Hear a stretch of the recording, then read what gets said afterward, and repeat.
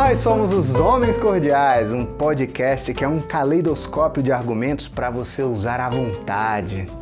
Eu sou o Adam Christian. E eu sou o Rafael Ari. Vamos nessa?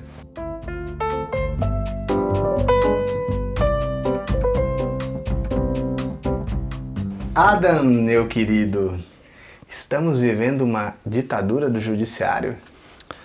Olha, eu não sei se eu diria que vivemos uma ditadura do judiciário, mas nós temos um momento de tensão muito forte entre a política e o direito com essa cassação do mandato do deputado, agora ex-deputado Deltan Dallagnol, ex-procurador da Lava Jato, que foi, acho que, o ápice assim, de um processo que já está acontecendo pelo menos desde as eleições, né? Em que a participação do STF, do TSE na vida política foi ficando cada vez maior. Você tem figuras que foram ficando cada vez maiores e cujas cabeças começaram a brilhar cada vez mais. Como diz um amigo meu, o Dadá, ele diz o seguinte: quando o penteado de um funcionário público fica famoso, pode ter certeza que isso é um problema. Não é um bom sinal, né? Significa que tem alguma coisa acontecendo aí. Agora, o que eu quero pensar aqui é o que está acontecendo aí? Por que isso está acontecendo agora? Por que está acontecendo desse jeito? Sim, porque não adianta a gente pensar só no que está acontecendo hoje, né? A cassação do Deltan Dallagnol, por mais que ela pareça assim, um final ou meio de um filme ou de uma sequência de filmes, não sei se bom, né? Às vezes um Velozes e Furiosos, sei lá, alguma coisa assim. Que seria bom, no caso, né? Né? Aí a gente vai discordar um pouquinho, mas apesar de eu nunca ter visto nenhum filme dele. Mas enfim, parece assim um final de filme, uma virada, né? Um plot twist, assim, para uma coisa que vai acontecer. É sempre isso, né? O Brasil é essa sequência infinita de plot twists que numa ficção seriam considerados ruins, assim, de tão forçados que eles são. Mas a realidade brasileira me faz lembrar de um movimento, quando eu fazia ainda mestrado, tinha um movimento que eu criei que chamava Chupa Ficção. Chupa Ficção a realidade dá de capote na ficção, não tem a menor dúvida. Mas o que a gente vai fazer hoje? Vamos tentar ir um pouquinho além desse momento mais quente e tentar entender um pouco as raízes, né, desse enfraquecimento ou dessa hipertrofia do judiciário que está acontecendo, para a gente não ficar só na superfície. Vamos embora? Vamos. E eu acho que o que vai definir se a gente se a gente está na parte do meio do filme ou se é no final, é o que vai acontecer no futuro agora, né? Então essa história ainda está em aberto. E a ficção, ela tem a obrigação de fazer sentido, né? A realidade não, então ela fica muito mais maluca. Sim. Mas o que vem acontecendo já há bastante tempo, e a partir das eleições, e agora que a cassação ficou mais claro, é que você tem... As pessoas falam que estão vivendo uma ditadura do judiciário, porque os poderes das altas cortes, especialmente do STF, estão além do que seria normal, além do que seria esperado para as nossas instituições. Então a gente tem que entender um pouco como é que funciona isso, né? O que seria essas instituições funcionando de forma correta? Como é que elas funcionariam na teoria, né? Então, na teoria, você tem um sistema político e um sistema jurídico que se conversam e que regulam um ao outro. Então, você tem, de um lado, a política gerando as leis, gerando o que vai guiar o sistema do direito para funcionar, porque o direito tem a obrigação de seguir as leis, seguir o que está colocado na Constituição e no aparato jurídico do país. E isso tem origem na política. E a política é limitada pelo direito, porque a política tem que seguir as próprias regras que estão colocadas lá, e o judiciário é quem é o responsável por manter esse jogo funcionando da forma mais suave possível, né? Sim. Então isso seria na teoria, como funciona uma democracia, uma república moderna, um estado democrático de direito em que você tem o judiciário de um lado e a política do outro, e os dois fazem pesos e contrapesos um com o outro. Agora, o que está acontecendo aqui no Brasil já há bastante tempo, e já tem discussões na ciência política sobre isso, em duas frontes isso aparece, né? Tanto o excesso de judicialização da política, que é quando as as coisas que deviam ser tratadas lá no Congresso, deviam ser resolvidas lá, acabam sendo levadas pro judiciário para definir. O STF vai lá, vai dizer o que vai ter que ser, o que não vai ser. Então acaba que parece que é dois irmãos brigando e chegam para a mãe para dizer, não, o que tá certo, o que não tá. É engraçado que em cada ponto que você vai avançando, eu fico pensando na raiz, né? Eu tenho esse hábito, assim, de tentar entender o que aconteceu, o que na nossa cultura permite que essas coisas aconteçam, né? Porque olha só, a gente tem o hábito, e eu fico pensando, a gente tem um hábito, né? No Brasil a gente não respeita contratos. Contrato é uma coisa... As pessoas assinam o contrato com a certeza absoluta de que se ela precisar quebrar o contrato, ela vai arranjar um jeito de ter um advogado, um juiz que vai quebrar aquele contrato. Parece um sintoma de uma sociedade de baixa confiança também. Exato, e aí quer dizer, aí isso tá, desde o contrato habitacional, aí o que acontece? Vamos pegar um contrato de aluguel como exemplo, para a gente poder fazer esse paralelo. Você pega para você... Tanto para quem é o locatário quanto para quem vai locar, supondo que os dois lados são pessoas de boa fé, ou seja, que querem cumprir esse contrato, é um inferno. É um inferno. É um inferno para ser locatário, é um inferno para ser locador. Você, para ser locador, você tem que ter alguém que vai dizer que vai pagar por ti, não sei. Sim, tem que ter o fiador, tem que ter a mãe do fiador, tem que ter a autorização do papagaio do fiador. Do Papa, o Papa tem que assinar. Então, quer dizer, a gente vai... Por quê? Porque, em tese, o que deveria... A raiz o que deveria acontecer? Eu quero alugar a sua casa, você quer me alugar a sua casa, tá? A gente vai fazer um contrato dizendo como é que eu te entreguei a casa e que você vai ter que entregar essa casa do mesmo jeito que você pegou. Pintada, com as janelas, né? Enfim, faz uma vistoria, um terceiro ali. E aí você vai lá e aluga a casa e acabou. No dia que você não paga a casa, de acordo com o que está no contrato, se você vai poder ficar 1 mês mais, 2 meses, 3 meses, de acordo... você vai cumprir o contrato. O que acontece no Brasil? Nada disso é assim. Para alugar é uma burocracia e para você que está alugando também é uma insegurança caso a pessoa não pague, não comece a não pagar o aluguel. A justiça tem dificuldade em fazer funcionar o contrato, em fazer o contrato ser honrado, então, também. Na verdade, a justiça é vista pelo cidadão comum como o lugar para onde ir quando eu não quiser cumprir um contrato. E aí eu faço o salto para a política. Porque o que acontece é o seguinte, a maioria dos partidos que mais judicializam as questões são partidos nanicos. São partidos que têm 1, 2, 3 representantes na Câmara. E são eles que mais acionam o STF. Por quê? Porque no fim das contas eles não têm legitimidade como peso político dentro da casa representativa, ou seja, que representa as pessoas. Então eles acabam usando outros artifícios para conseguir o que quer. Isso é a cara do Brasil, é a cara do nosso jeito de fazer as coisas. Ninguém respeita contratos. Ao invés de ganhar o jogo, a gente vai reclamar com o juiz, no caso. Exatamente. Eu acho que isso tem a ver com o que tu falou sobre esses partidos não terem esse poder, mas eu acho que isso tem um pouco a ver também com as regras do jogo, né? Porque eu acho que as regras como estão dadas, elas permitem que as pessoas e os partidos e as instituições façam isso, ou seja, vão buscar no judiciário em última instância. Porque vamos voltar... O sistema está permitindo. Vamos voltar um pouquinho mais atrás, tá? E aí você me corta se for necessário. A gente vive... Cada vez que o país vota uma Constituição, né, a gente está refundando o país. É o contrato social, né? O grande contrato social está sendo refeito. Então, o nosso país de hoje, ele de certa maneira nasce em 1988. Todas as regras estão ali. O que em 1988 a Constituição faz? Ela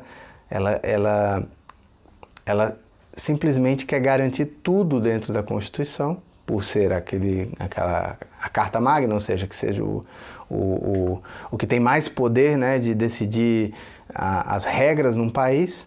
Então, eles querem colocar o máximo, garantir o máximo de regras ali dentro. Por quê? Porque a gente veio de um período ditatorial, de um período onde não havia um Estado democrático de direito. Então, pra gente, vamos garantir tudo aqui pra gente ter... E o que aconteceu? Houve uma hipertrofia, dentre outras coisas, do Judiciário, do STF e do Ministério Público. Esses órgãos, eles ganharam muito mais poderes do que tinham e talvez muito mais poderes do que os mesmos órgãos, né, as mesmas instituições têm em outros países considerados democráticos. Eu lembrei-me daquela frase do Roberto Campos sobre a Constituição. Ele fala que a nossa Constituição é uma mistura de dicionário de utopias e regulamentação minuciosa do efêmero. Então, a nossa Constituição, ela fala sobre coisas demais, sobre temas demais. E quando a gente... eu li não uma biografia, mas uma espécie de diário que o FHC fez sobre quando ele era presidente, né, o dia a dia dele. Só que ele começa antes, ele começa na redemocratização. E é assustador o que ele descreve lá como a maneira como os constituintes decidiam as coisas que iam entrar na Constituição. Não eram debates aprofundados, assim, tinha um ou outro que estava ali preocupado com... Então, pessoas que ficaram para a história como políticos de centro, políticos queriam inventar coisas loucuras, adoidadas, assim como, por exemplo, já que vai ter estabilidade de emprego no serviço público, por que a gente não volta com a estabilidade de emprego no serviço privado também?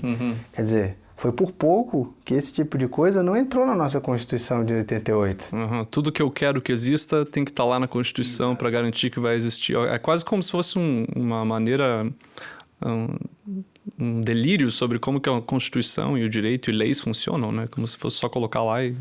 porque é isso, essa carência de institucionalidade no Brasil, essa carência de segurança de que as coisas vão funcionar como elas dizem que vão funcionar, faz com que se tenha essa necessidade de falar e de repetir. É só ver a quantidade de leis que se tem sobre a mesma coisa no Brasil. Aí você tem leis em nível municipal, estadual, federal, às vezes mais de uma lei sobre o mesmo assunto no mesmo nível, assim. Então é um excesso de... É aquela história, né, que a gente fala, né, que o discurso atrai, né? Mas o exemplo é que arrasta, né? Então, assim, a gente vive muito mais ainda no discurso e pouco no exemplo. E não respeitamos nenhum tipo de contrato. Então, a Constituição, ela é esse retrato dessa hipertrofia de outras instituições, o que levou a de certa maneira, um rebalanço, né, dos poderes no Brasil. E o que acontece quando você tem uma Constituição tão vasta, com tanta coisa lá dentro, com tanto direito, com tanto detalhe, qualquer coisa que você quiser, você consegue argumentar através da Constituição. Então, me parece que você dá margem para a Suprema Corte de decidir o que ela quer e daí buscar um amparo legal para que aquilo seja válido. Sim. O que piora muito essa situação que daí seria o segundo problema que a gente enfrenta com o nosso sistema jurídico, que é o ativismo do judiciário, que é isso que é o ponto que a gente quer chegar aqui, que é o que tem acontecido mais nos últimos meses, de forma mais grave, de forma mais incisiva, que é você tem essas figuras, os magistrados do STF sendo personagens centrais para a política brasileira. Não há um dia em que o STF não esteja nas notícias, não há um dia que não tenha alguma coisa que o nosso judiciário não está lá decidindo. Era lindo o dia que a gente criticava quando o judiciário estava decidindo se Crocs era sandália ou chinelo, né? E sim, e você tem um excesso de participação, assim, um excesso de...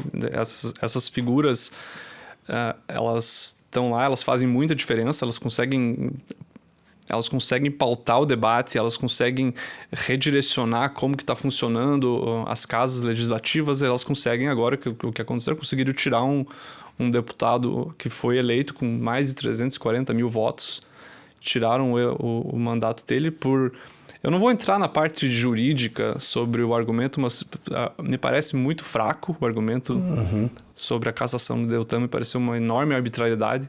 Tanto é que existiam outras decisões com o mesmo mérito, né, que foram dadas pela manutenção do mandato. Isso, né? Em geral, a justiça tende a só caçar um candidato e caçar um mandato quando for muito, muito claro o que está acontecendo, a violação que está acontecendo, porque a ideia é manter o voto como algo sagrado, porque é o que está no mitos de formação de uma sociedade democrática, que o poder é exercido por pessoas que receberam votos e por isso elas têm legitimidade. Então, os 340 mil votos que colocavam o Deltan Dallagnol lá no Congresso davam essa legitimidade para ele. Então, para o judiciário dizer isso é inválido, tem que ser uma coisa muito claramente errada, muito claramente ilegal, e não me parece que era assim. Que era o caso. Não era o caso. Mas aí que tá, vamos pensar na raiz, porque é aquela história, né? Se a gente pensar o poder como, sei lá, 3 líquidos diferentes, né, de densidades diferentes, tentando ocupar o mesmo espaço, né?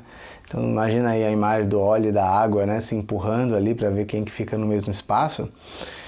Não existe o tal do vácuo, não existe o vazio, sempre alguém vai estar ocupando aquele espaço. O que acontece? Por mais que a gente pareça que tem muito tempo, mas a gente como sociedade tem enfraquecido a política ano a ano, né? A gente vota mal, coloca pessoas inaptas para os cargos.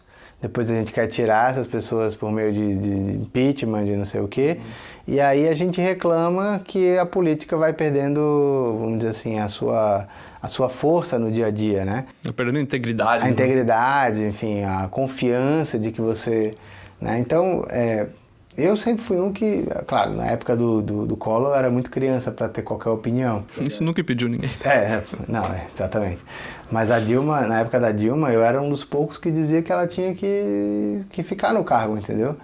Era completamente contrário às coisas que ela estava fazendo, mas ela tinha que ficar no cargo até o fim. Para não banalizar o impeachment. Exatamente. Assim, e a gente já tirou o primeiro presidente eleito pelo voto, que foi o Collor. A gente foi o primeiro cara, depois de 88, a ser eleito pelo voto, e a gente foi lá e tirou. Então, o voto é sagrado, pero no mucho no Brasil, entendeu? Porque qualquer coisa a gente vai lá e tira. E a gente escolheu... Olha como a gente é infantil para fazer essas escolhas ainda. A gente escolheu, num plebiscito, manter o presidencialismo, mas a gente quer usar o presidencialismo como se ele fosse o parlamentarismo. Sim, a banalização do impeachment mesmo, qualquer presidente já entra e uma semana depois tem 6 pedidos de impeachment já acumulados. Pois é, então esse tipo de coisa, o que acontece? É aí que tá. O fato da gente votar mal, colocar pessoas ali que são... muitas são corruptas ou são... enfim, são corruptas e incompetentes, ou são incompetentes, ou não sei o que é pior, se você for, né? Ou são corruptas e incompetentes, são as duas coisas ao mesmo tempo. Aí colocamos lá. Aí a gente vê que não vai dar certo. Daí a gente quer tirar essa pessoa a todo custo, antes do tempo, antes das próximas eleições. E aí o que acontece? A gente vai enfraquecendo a política. E aí, enfraquecendo a política, a gente vai abrindo espaço para que os outros poderes vão tomando conta. Hoje, na verdade, numa escala de importância, a gente tem o judiciário hoje como o grande ator político dos poderes. Talvez o Ministério Público, não sei se vem em segundo, mas está ali também. Depois vem o Legislativo, ou seja, vem a Câmara dos Deputados, e depois vem o Executivo. É assim que eu vejo. Não sei se tu concorda. Eu acho que eu colocaria o Executivo um pouquinho acima ainda, porque a capacidade dele de pautar o Congresso... Eu acho que o Congresso é o que está mais embaixo. Mas tu não acha que durante o governo Bolsonaro o Congresso ganhou um pouquinho mais de protagonismo?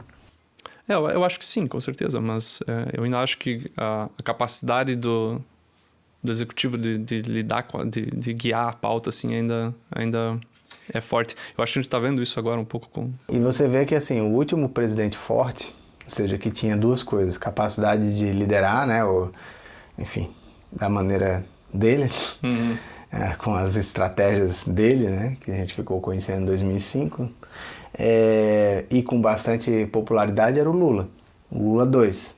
Esse Lula 3 aí é só um fantasma daquele Lula 2. É a história se repetindo como comédia agora. Como farsa.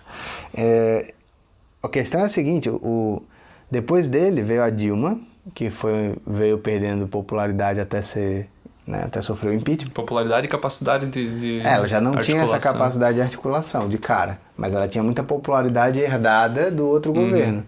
E aí ela foi surfando lá a onda, e aí acabou como acabou.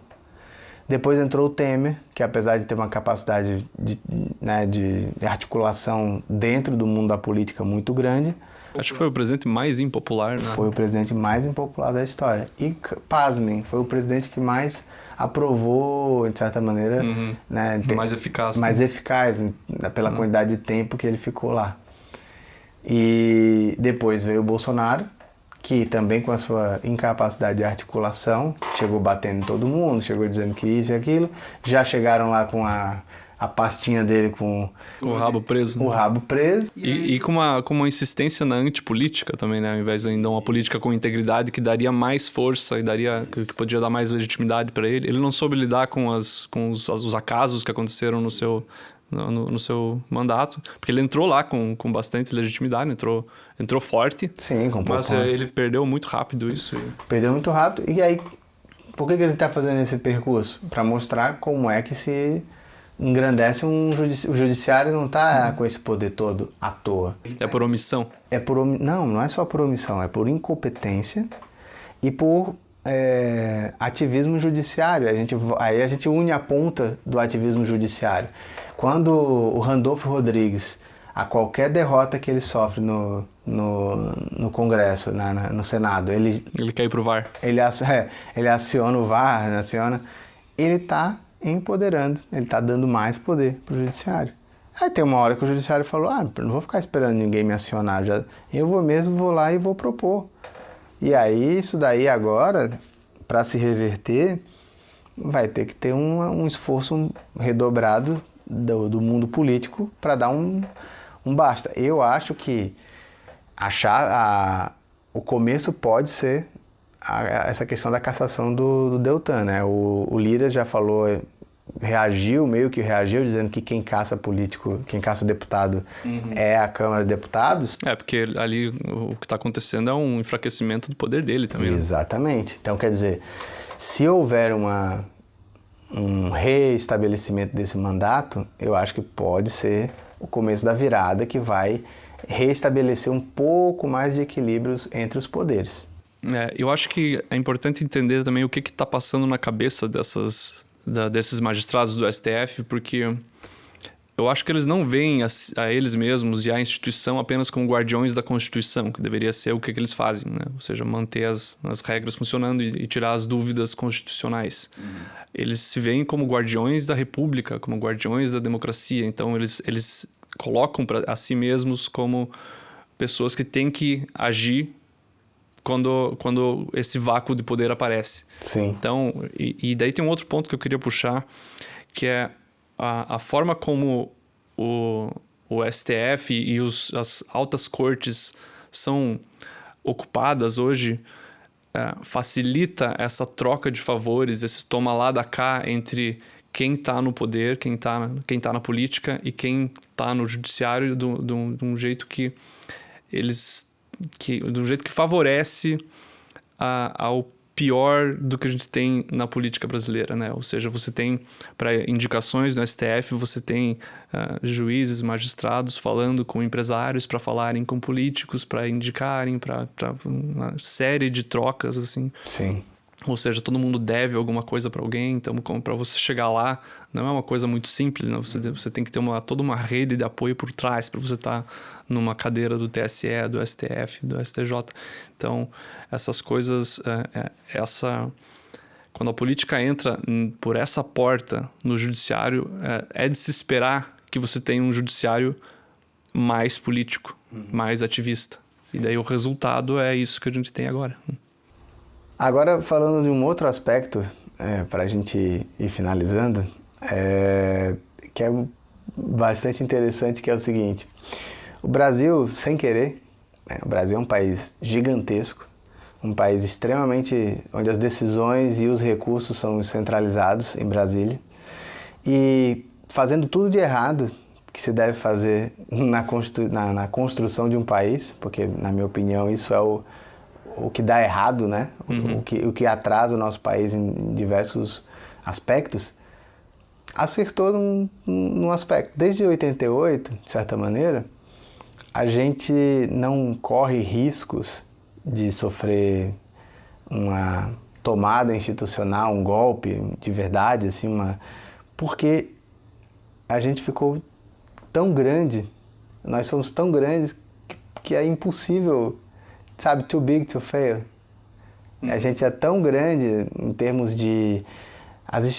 O Ministério Público é gigante, o Judiciário é gigante, a política é gigante, é tudo tão grande que para um desses atores derrubar o outro e instituir uma ditadura, olha, seria um esforço muito grande, que é o diferente. Em 64, bastava tomar o Rio de Janeiro, entendeu? Bastava tomar a capital federal. Hoje não sei se é suficiente tomar Brasília, entendeu? Parece que a rede de poder que mantém esse sistema problemático que nós temos é mais densa, mais complexa.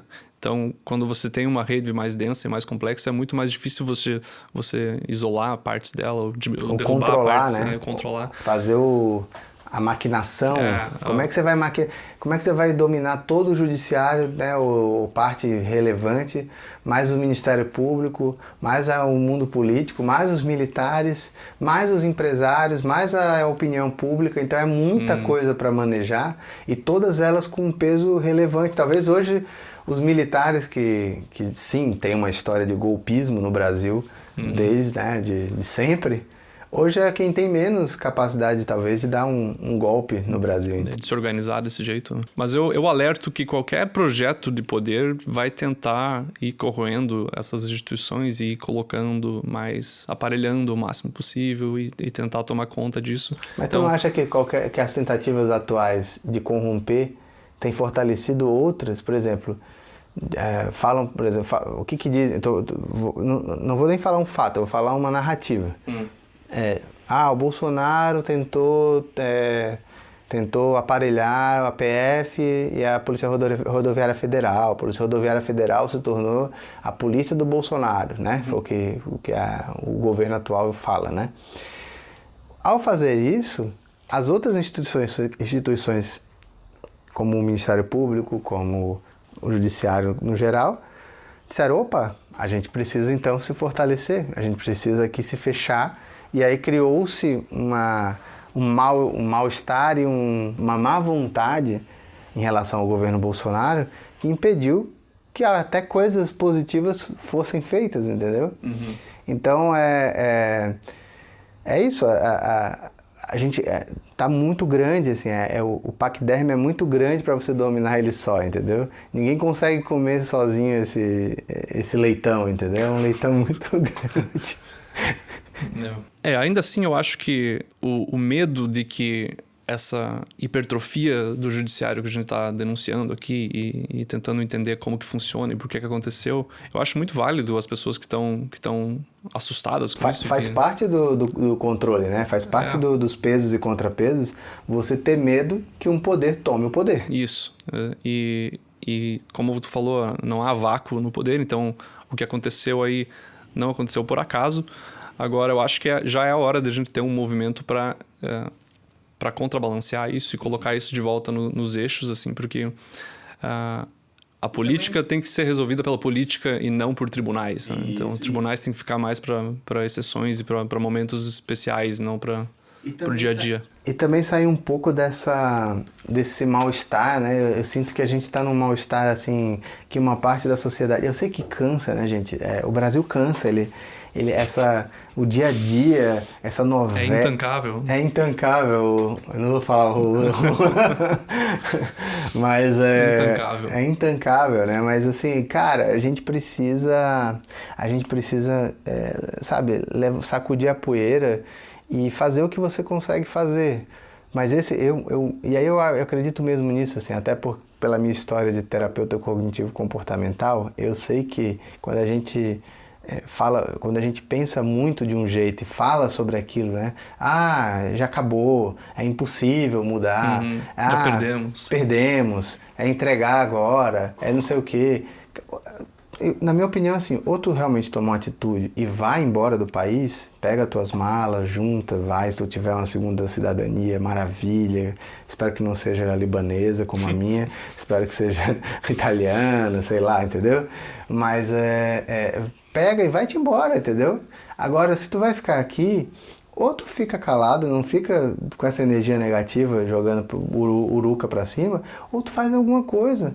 Não precisa fazer muito, mas participe, né? Participa, curte uma mensagem que tu gostou, manda pra alguém uma mensagem legal, uma coisa que realmente construtiva, porque ficar só no negativo é isso, a gente tá nesses... Quando a gente fala da polarização, o que a gente tá falando são dois lados desgastando um ao outro por meio de coisas negativas, por meio de debates, discursos negativos. Tá na hora da gente poder também jogar um pouco para cima a ideia de propostas, de assim, tá, beleza, tá horrível, mas o que a gente pode fazer? O que a gente pode, para mudar faz o quê? Tá, beleza.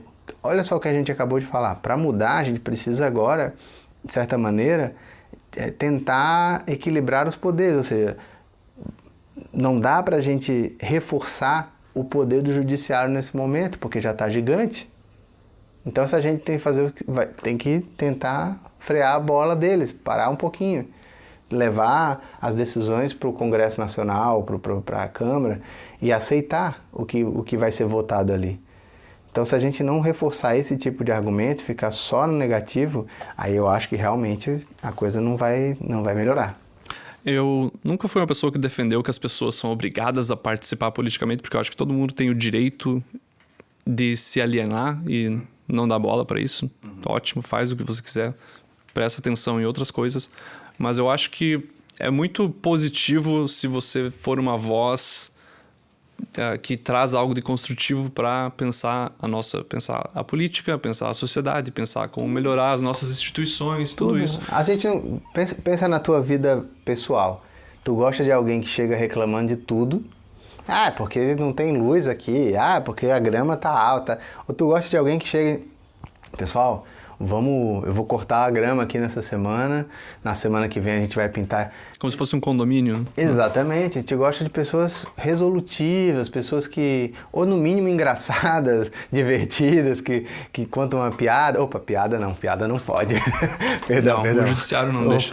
Não, pode roubar à vontade, mas piada não. Piada pode estripar a Petrobras inteira, mas se você contar uma piada... piada errada. É isso, Adam. É isso, vamos terminar numa mensagem positiva, então, né? Vamos participar um pouco mais e tentar melhorar esse intancável. Então eu vou deixar uma mensagem que eu aprendi há muito tempo atrás, na minha vida de atleta, na dúvida, se mexa. Muito bem.